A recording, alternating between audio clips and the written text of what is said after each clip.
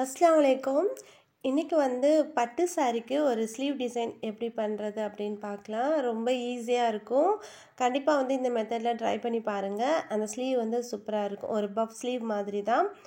இப்போ பார்த்தீங்கன்னா இதோட ஹைட்டு நான் 7 இன்ச் எடுத்திருக்கேன். அகலம் பார்த்தீங்கன்னா 8.5 இன்ச் இருக்குது. கரெக்டாக சென்டரில் இருந்து ஒரு 3 இன்ச் மார்க் பண்ணிக்கோங்க. மார்க் பண்ணிவிட்டு அதே மாதிரி உயரம் 3 இன்ச் மார்க் பண்ணிக்கிறேன்.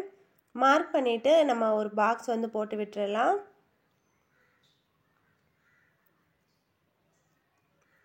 பாருங்கள், இந்த மாதிரி ஒரு பாக்ஸ் போட்டு விட்டுக்கோங்க. போட்டு விட்டுட்டு நம்ம ரவுண்ட் ஷேப் கொடுத்துக்கலாம்.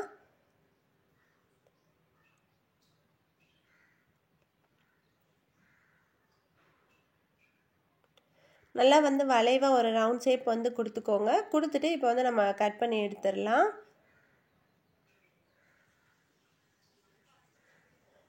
அவ்வளோதான், கட் பண்ணி எடுத்தாச்சு. கட் பண்ணி எடுத்ததுக்கப்புறமா இப்போ பாருங்கள், அந்த ஸ்லீவோட நல்ல பக்கத்து மேலே லைனிங் வச்சுட்டு ஓரம் நம்ம தைச்சி எடுத்துக்கலாம்.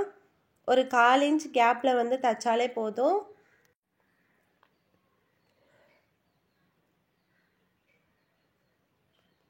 பாருங்கள், இந்த மாதிரி தைச்சி எடுத்துக்கோங்க.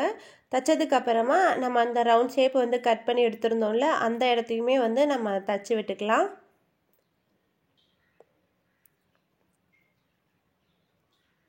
பாருங்கள், தைச்சிட்டு இப்போ எக்ஸ்ட்ரா இருக்கிற கிளாத் எல்லாமே நம்ம கட் பண்ணிவிட்டு ஒரு சின்ன சின்ன நாட்ச் போடுவோம்ல, அதையுமே போட்டு விட்டுறலாம்.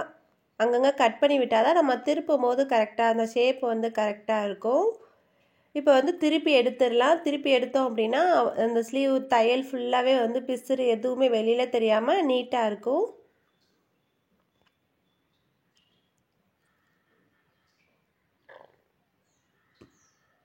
பாருங்கள், இந்த அளவுக்கு நல்லா திருப்பி எடுத்துகிட்டு நான் அயர்ன் பண்ணி எடுத்துக்கிட்டேன். ஏன்னா ரொம்ப சுருக்கமாக இருந்தாலும் பார்க்குறதுக்கு நீட்டாக இருக்காது. நம்ம எந்த அளவுக்கு ஃபினிஷிங் நல்லா இருக்கோ அந்த அளவுக்கு தான் பார்க்குறதுக்கும் நீட்டாக இருக்கும் இந்த டிசைனு. இப்போ பார்த்தீங்கன்னா அந்த ஸ்லீவோட அகலத்துக்கு நான் ஒரு பீஸ் கட் பண்ணி எடுத்திருக்கேன். இப்போ நம்ம குட்டி குட்டியாக ப்ளீட் வச்சு எடுத்துக்கலாம்.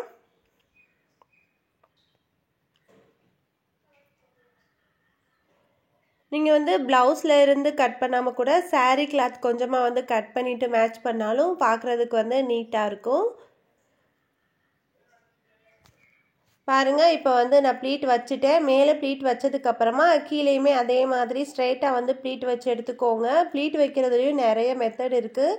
நம்ம பட்டு பாவாடைக்கெலாம் தைக்கும் போது பார்த்திங்கன்னா ப்ளீட்டை மாற்றி மாற்றி வைப்போம். ஒரு சைடு நேராக வச்சோம்னா இன்னொரு சைடு மாற்றி வைப்போம். இதுக்கு நான் ஸ்ட்ரைட்டாக தான் வச்சுருக்கேன்.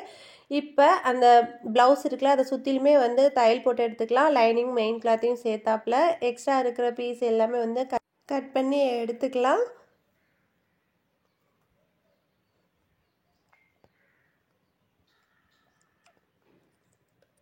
அவ்வளோதான். இப்போ நம்ம ரெடி பண்ணி வச்சுருக்க இந்த ப்ளீட் இருக்குல்ல, அதை இதில் வச்சு நம்ம ஸ்டிச் பண்ணி எடுத்துக்க போகிறோம். ரொம்ப ரொம்ப ஒரு ஈஸியான மெத்தடு தான். போடும்போது நீட்டாக இருக்கும். இந்த மாதிரி பட்டு சாரிக்கு இந்த டிசைன் நல்லாயிருக்கும். கண்டிப்பாக ட்ரை பண்ணி பாருங்கள். இப்போ நான் பின் போட்டுக்கிறேன். பின் போட்டிங்க அப்படின்னா நமக்கு நகராமல் இருக்கும். அதுக்காக தான். இப்போ கரெக்டாக அந்த ஷார்ப்பாக இருக்கும்ல, அந்த எட்ஜில் இருந்து ஸ்டார்ட் பண்ணுங்கள். ஸ்டார்ட் பண்ணிவிட்டு இந்த சைடு கம்ப்ளீட் பண்ணிடுங்க.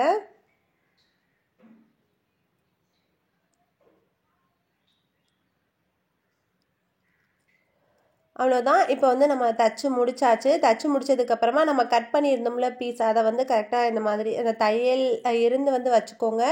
இப்போ பாருங்கள், நம்ம கட் பண்ண பீஸில் இருந்து ஒரு 1.5 இன்ச் மேலே தள்ளி தான் நான் மார்க் பண்ணுறேன். ஏன் அப்படின்னா நம்ம இதே அளவுக்கு தான் மார்க் பண்ணணும். ஏன் இதுக்கு கொஞ்சம் 1.5 இன்ச் தள்ளி மார்க் பண்ணுறோம் அப்படின்னா பஃப் ஸ்லீவ் அப்போ தான் அந்த பஃப் நல்லா கிடைக்கும். அதுக்காக தான்.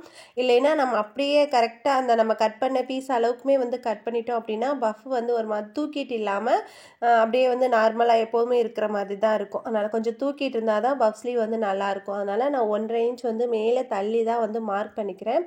மார்க் பண்ணிவிட்டு இந்த மாதிரி லைன் போட்டுட்டு அதுக்கப்புறம் ஒரு ஸ்டிச் போட்டுக்கலாம்.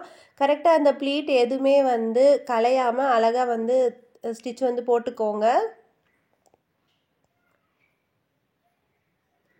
பாருங்கள், தையல் போட்டுட்டு கரெக்டாக தையலை ஒட்டியே நம்ம கட் பண்ணி விட்டுறலாம்.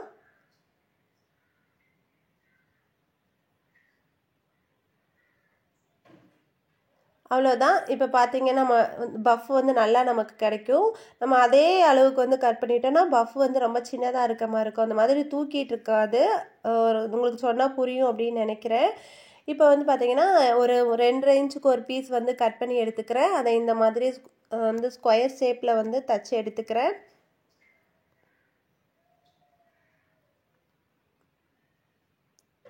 எனக்கு ஒரு ஸ்லீவுக்கு பார்த்தீங்கன்னா 10 இந்த மாதிரி பீஸ் வந்து தேவைப்பட்டது. நான் வந்து மொத்தமாக தச்சு எடுத்து வச்சுக்கிட்டேன்.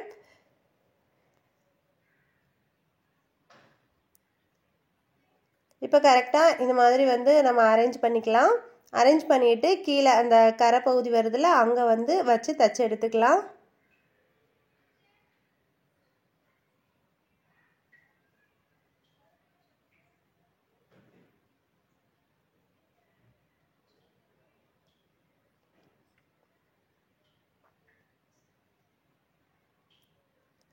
கரெக்டாக ஃபஸ்ட்டு எப்படி வந்து தைச்சோமோ அதே மாதிரி எந்த அளவுக்கு வெளியில் தெரியுதோ அதே அளவுக்கே வந்து லாஸ்ட் வரைக்கும் வச்சு தைச்சி எடுத்துக்கோங்க. ஒன்று வந்து சின்னது ஒன்று பெருசாக இருந்தால் பார்க்குறதுக்கு வந்து நீட்டாகவே இருக்காது. அதனால் ஒரே ஷேப்பில் வந்து வச்சு தைச்சி எடுத்துக்கோங்க.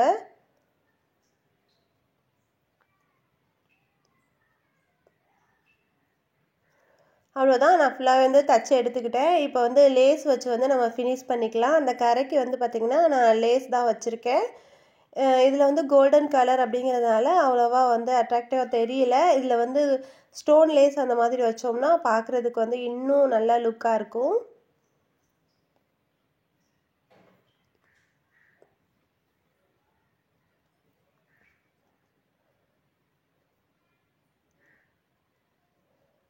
பாருங்கள், நான் இந்த மாதிரி லேஸ் வச்சு கீழே ஓரம் வந்து தச்சு எடுத்துக்கிட்டேன். மேலே பார்த்தீங்கன்னா நான் பால் செயின் வச்சு தான் வந்து ஒட்டி விட போகிறேன். ப்ளவுஸோட பேக் நெக்குக்கும் நான் பால் செயின் தான் வச்சுருந்தேன். அதனால் வந்து இந்த ஸ்லீவுக்குமே வந்து பால் செயின் வச்சா நல்லா இருக்குமேன்னு தோணுச்சு. அதனால் நான் வச்சு விட்டுக்கிட்டேன். இதிலே வந்து ஸ்டோன் லேஸும் நம்ம வச்சுக்கலாம்.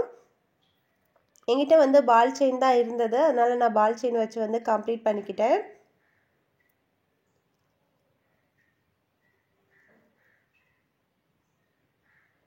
லைட்டாக க்ளூ கம் வந்து அப்ளை பண்ணிவிட்டு நான் வந்து பால் செயின் ஒட்டி எடுத்துக்கிட்டேன்.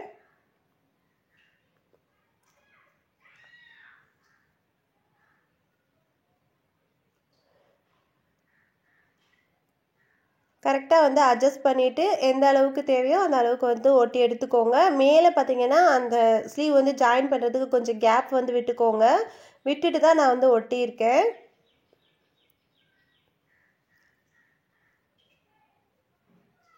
நான் வந்து இன்னொரு லேயரும் அதே மாதிரி ஒட்டி எடுத்துக்கிட்டேன். 2 லேயராக இருந்தால் பார்க்குறதுக்கு நல்லாயிருக்கும். அதனால் நான் 2 லேயர் வந்து ஒட்டி எடுத்துக்கிட்டேன். இந்த இடத்துல நம்ம வந்து ஸ்டோன் செயின் வந்து இருக்குது. வாங்கி ஸ்டிச் பண்ணி கூட விடலாம், நல்லாயிருக்கும். ஸ்டோன் லேஸ் கேட்டாலே தருவாங்க. வாங்கி நம்ம அப்படியே வந்து ஸ்டிச் பண்ணி விட்டுடலாம். அதுவுமே பார்க்குறதுக்கு நல்லா கிராண்ட் லுக்காக தான் இருக்கும்.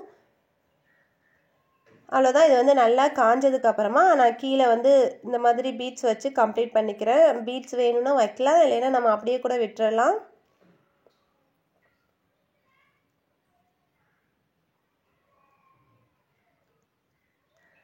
நம்ம வந்து ப்ளவுஸோட பேக்குக்கு எப்படி வந்து டிசைன் கொடுக்குறோமோ அதே மாதிரி நம்ம ஸ்லீவுக்கும் டிசைன் கொடுத்தோம் அப்படின்னா பார்க்குறதுக்கு ஒரே மாதிரி இருக்கும், நல்லா இருக்கும் பார்க்குறதுக்கு. அவ்வளோதான், நான் வந்து பீட்ஸுமே வந்து ஃபுல்லாக தச்சு எடுத்துக்கிட்டேன். இப்படி தான் இருந்தது இந்த ஸ்லீவ். சிம்பிளாக ஒரு ஈஸியாக பஃப் ஸ்லீவ் வந்து எப்படி வைக்கிறது அப்படிங்கிறத இந்த வீடியோவில் பார்த்துருந்தோம். வீடியோ உங்களுக்கு பிடிச்சிருந்துச்சு அப்படின்னா மறக்காமல் லைக் பண்ணுங்கள், கமெண்ட் பண்ணுங்கள். உங்கள் ஃப்ரெண்ட்ஸ் அண்ட் ஃபேமிலி கூட நிறைய ஷேர் பண்ணிக்கோங்க. நம்ம சேனலை இது வரைக்கும் சப்ஸ்கிரைப் பண்ணலைன்னா மறக்காமல் சப்ஸ்கிரைப் பண்ணி வச்சுக்கோங்க. தேங்க்ஸ் ஃபார் வாட்சிங்.